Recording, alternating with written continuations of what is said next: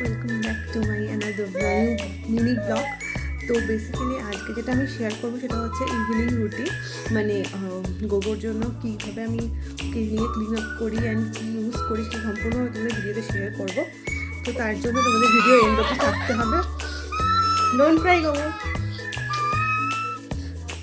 প্রত্যেকটা বেবিকেই খুব hygiene maintain করে চলা উচিত বেবির হেলথের জন্য। তো আমি কি ইউজ করি ওকে ইভিনিং কেয়ারের জন্য সেটাই তোমাদের কাছে শেয়ার করছি।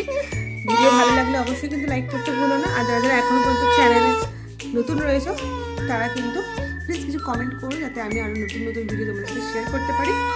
আর যারা এখনও সাবস্ক্রাইব করনি প্লিজ সাবস্ক্রাইব করে দাও। So let's get start with the video. তো আমি এই অ্যাপল এসেনশিয়ালসের এই বেবি ওয়াইপসটা ইউজ করি। এটা খুবই ভালো আমার বেবির জন্য, কারণ ও বন্ড মানে বাই বন্ড কিন্তু এটা ইউজ করে। ওকে হসপিটাল থেকে এটাই প্রেসক্রাইব করে। তো এটাই আমি এখান থেকে একটা ওয়াইপ নিয়ে ওকে আমি সারাটা স্কিন যেটা আছে সারাটা স্কিন ওকে কিন্তু আমি এই ওয়াইপ দিয়ে কিন্তু একবার করে পরিষ্কার করে নেবো। ভীষণ দুষ্টু গো, ওকে মানে কিছু কোনো কিছু সামনে কিছু করা যায় না। ও প্রচণ্ড পরিমাণে সব কিছু ধরার স্বভাব হয়েছে। গোগো দুষ্টুমি করে না, শোনা ক্লিন করে নিই ভালো করে তোমাকে।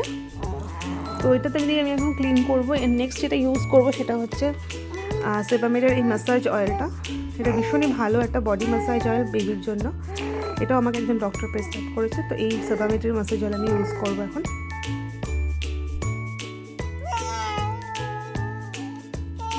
এটা একমাত্র ম্যাসাজ অয়েল, এটা স্নান করার আগে কিন্তু মাখাই না, এটা স্নান করার পরে অথবা নাইট টাইমে কিন্তু আমি ইউজ করি। ভীষণ কাজেও ওকে যখন ম্যাসাজ করে যদি এমনি আরাম পাই, কিন্তু খুব কান্নাকাটি করে মাঝে মাঝে। যাই হোক সিক্রেট, তো তোমরাও চাইলে ইউজ করতে পারো। ভীষণ ভালো একটা অয়েল, বেবির হার্ট স্ট্রং করে, বেবির হেলথ গ্রো করে,